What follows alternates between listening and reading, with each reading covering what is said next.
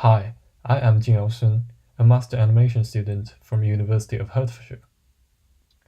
This video essay is an assignment for my Creative Economies course.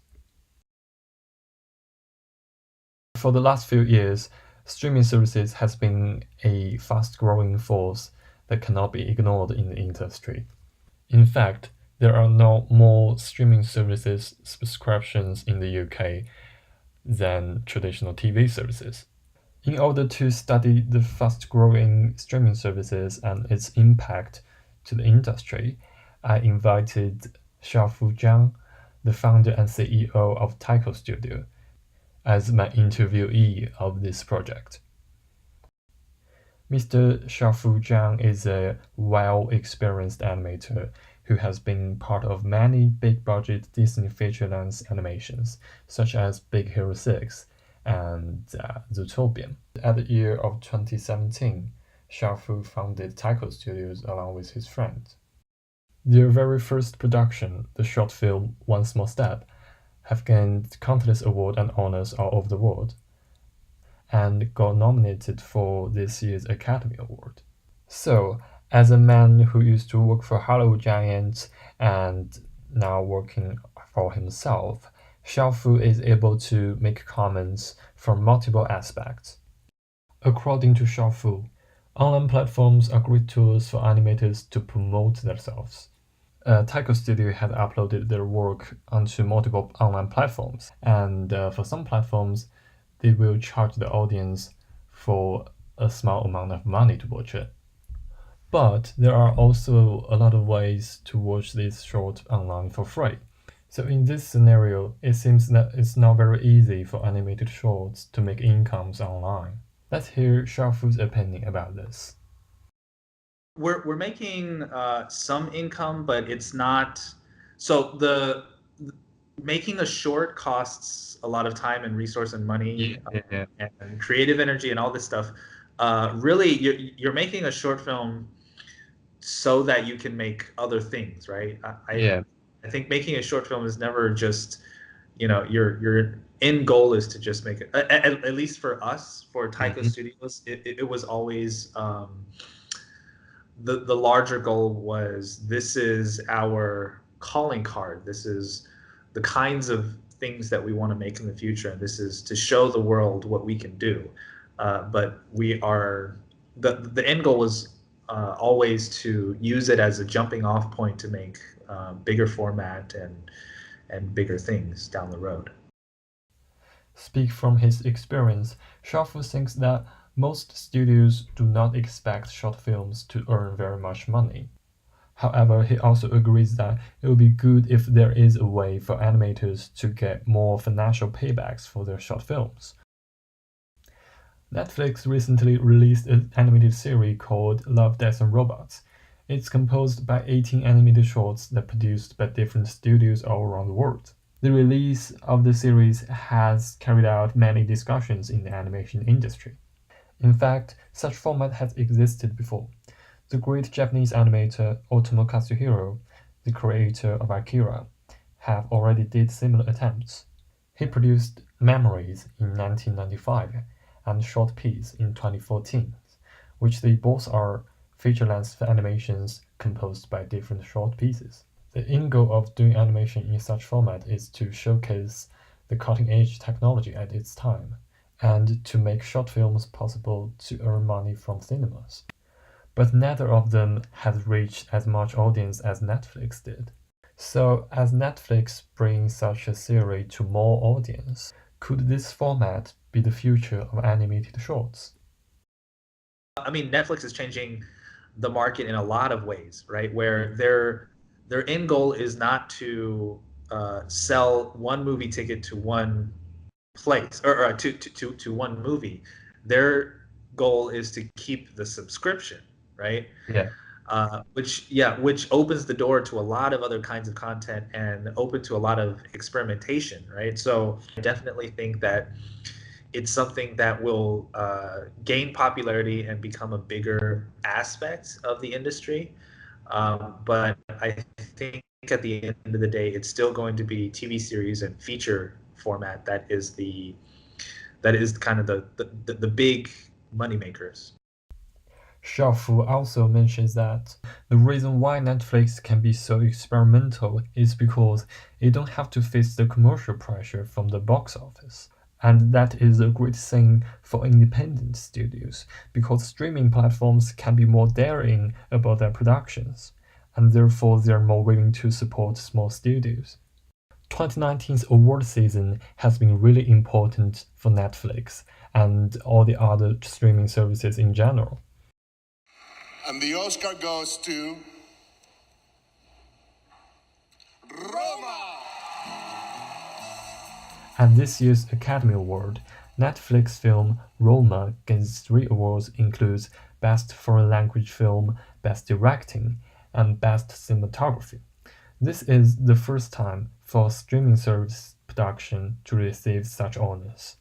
However, there are voices in the industry says that Netflix films should not participate in the Academy Awards. One of the greatest directors of our time, Steven Spielberg, has been against Netflix since last year, and Cannes Film Festival also changed the rules last year to exclude Netflix films. So why is this happening, and what does it mean? Let's hear Shafu's opinion. To me, this is the incumbent, established, and dominant player in the industry is now getting threatened by a new disruptor. Spielberg is someone that was born inside the studio system, basically. I mean, his first job was 18 years old on a movie studio lot. He's only ever known the movie studio system, and it's been very, very, very, very good to him. And I mean, he's one of my personal heroes. Like, I love Spielberg, but I also can see that he's being his whole understanding of the system that hasn't changed that much in the last 20, 30 years with these big tentpole movies that now that is being threatened in a very, very real way. It's threatening the whole idea of what the Oscars is, right? Mm-hmm. And I think because of that,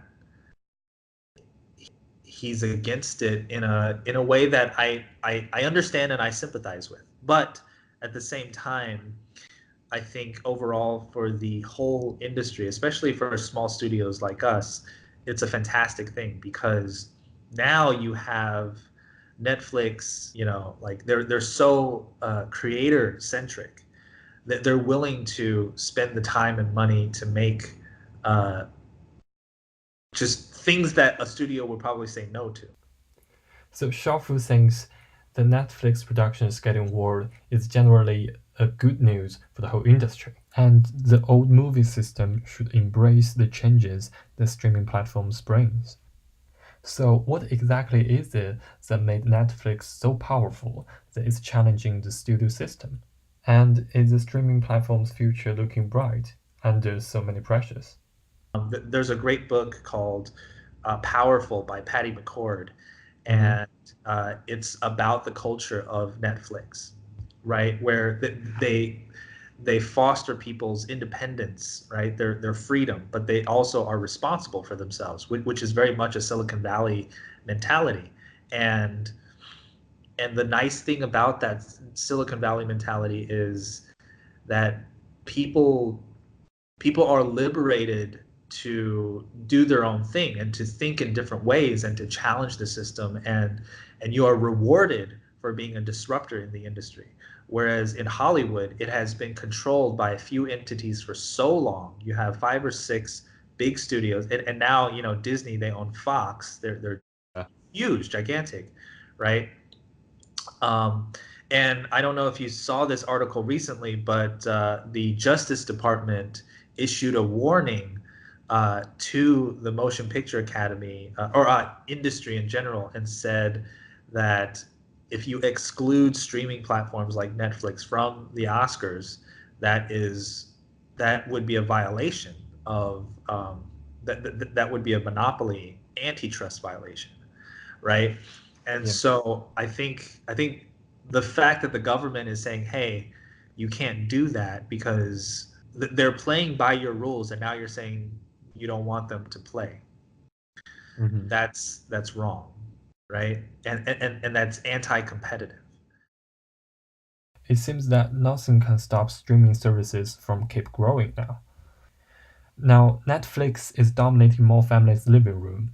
Apple have announced their own streaming platform this March.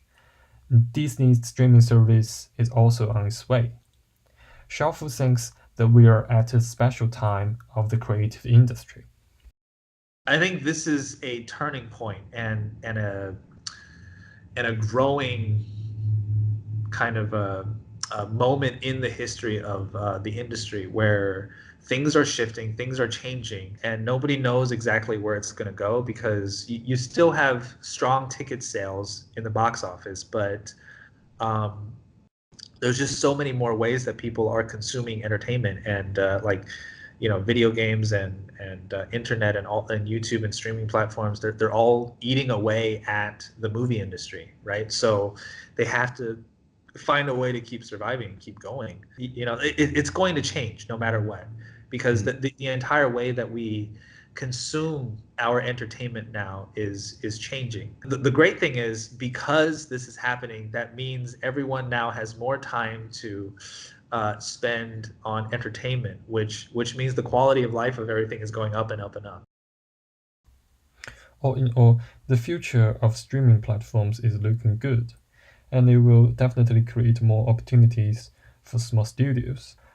As for the big movie studios in the industry, now it is the time that they need to face the challenge and embrace the change.